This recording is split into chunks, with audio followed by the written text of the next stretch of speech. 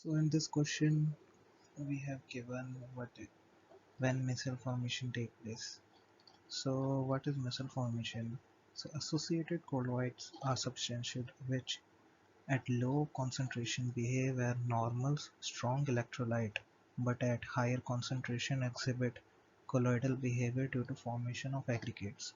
So that these aggregates are called micelles.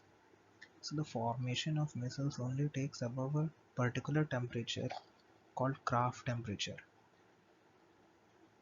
which is denoted by Tk, and above a particular concentration called CMC, which is critical missile concentration.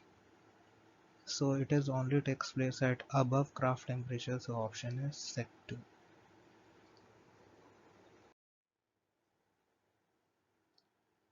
So here are the points.